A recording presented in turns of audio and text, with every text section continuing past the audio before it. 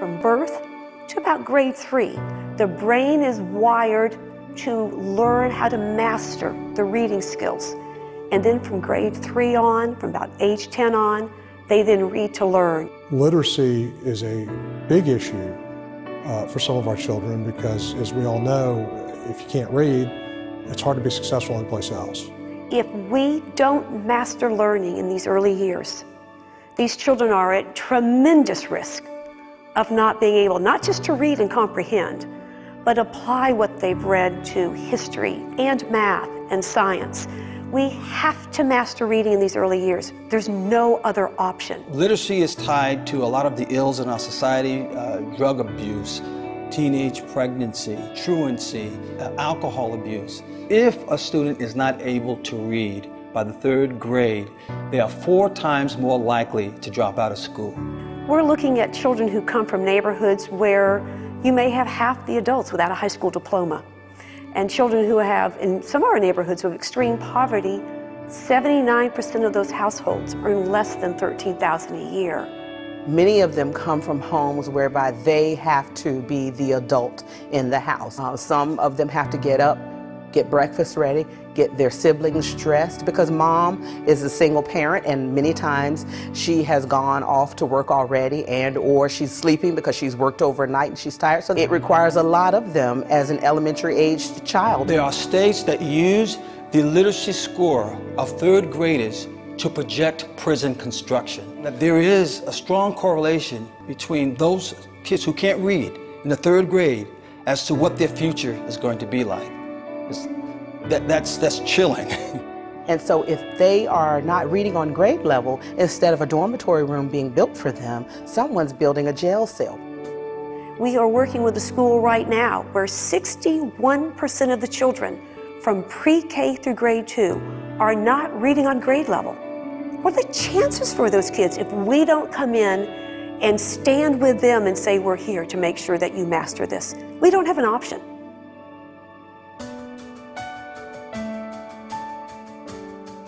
The one-on-one is a distinctive of the LEC literacy program, where the tutors, they come in 1 hour a week for 1 academic year to work with the same student that's struggling. Research shows that 1 hour a week has a significant impact on a child. Just being there, if you didn't even say anything, just the fact that you're there and you're consistent, because there's the undivided attention that's given to that child, where that tutor can focus specifically on those issues or those challenges that that child is experiencing. These kids need a caring adult. On top of the teacher, another person who says, I care, who models for them appropriate behavior, who demonstrates that this community expects these children to be the tops. To get that one-on-one time, to get that individual attention from someone who cares about you socially, academically, and behaviorally will definitely impact what a child does in school and how they feel about themselves. As we continue to educate these children in 3rd grade, 4th grade, and 5th grade, I know that having that relationship will definitely, and I'll be able to see it fortunately, the impact that the relationship has had upon our boys and girls. They love knowing that just one significant adult is concerned about how they do in school. I meet with Sean an hour a week on Tuesdays from 10 to 11. I pick him up at his classroom. I can see him light up when I get to the door. He'll run and give me a hug, and we'll walk to the computer room. And I'll get him to work in the sight words, and I'll get him to work on his letters. And I can remember showing it to him once, getting a puzzled look. A couple of weeks later, he will try to sound it out. And then when I see him pronounce that word correctly the first time, you can see the beam in his eye, and it's exciting to know that he's accomplished something that day that he didn't do a couple of weeks before. She swallowed the spider to catch the fly. I don't know why she swallowed the fly. We can all remember somebody in grammar school, grade school, somewhere along the line that spent some extra time with us to help us in an area. You know, I probably wouldn't have made it without that extra attention. And then I also thought with a name like my mother gave me, Read Smart, I should be a natural in teaching these 6-year-olds how to read. We could not do what we do without excellent partners.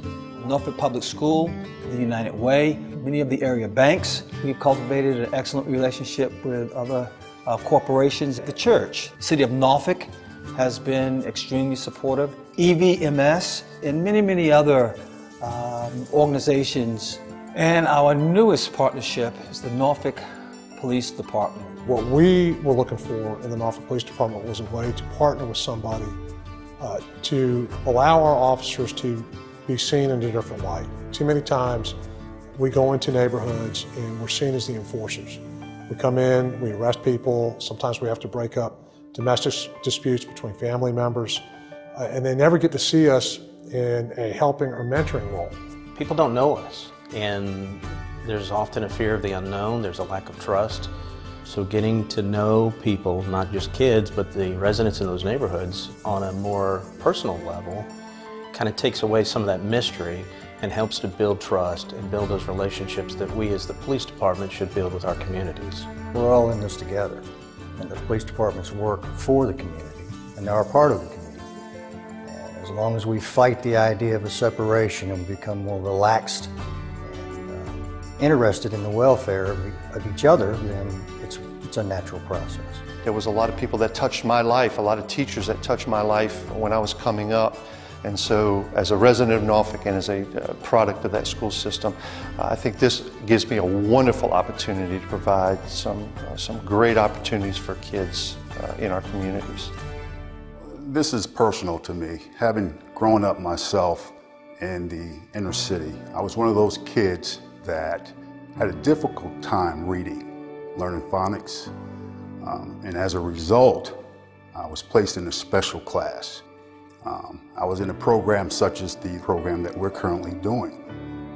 Obviously, we didn't have computers. We had volunteers from the University of Rutgers that would come to our school and assist students such as myself. Once I got the attention that I needed, I was able to overcome my challenges. As a small boy, someone giving me that time meant the world to me. I know that as a law enforcement officer, we giving these kids from these communities our time, it's going to mean the world to them. LEC has been working here in Norfolk for over 10 years in Title I schools, primarily with students who come from low-income families. The neighborhoods are at risk, so spending that one-on-one time with them is so critical. And that's what the LEC is all about. And I'm privileged to play a part. The Life Enrichment Center is important, extremely important, because school by school, from Jaycox to Richard Foley to Tidewater Park, they have made a difference in the lives of children. The way to get involved is limitless. LEC is a path for you to help meet the needs of kids and to make sure they all master reading. Life Enrichment Center has partnered with these schools, met with the teachers face-to-face, and said, what can we do to support what you're trying to do with kids? We will bring you the resources that you don't have. We know that your teachers are caring and talented and passionate, but what LEC does is add another layer on top of it that these kids would not have. I believe that God has created every person with a purpose, and they have gifts, they have talents, they have abilities, and I don't take lightly our call to do everything that we possibly can do to help a child not only fulfill their destiny, fulfill their purpose, but to know it, to know the gifts, to know the talents, to know perhaps why they're here.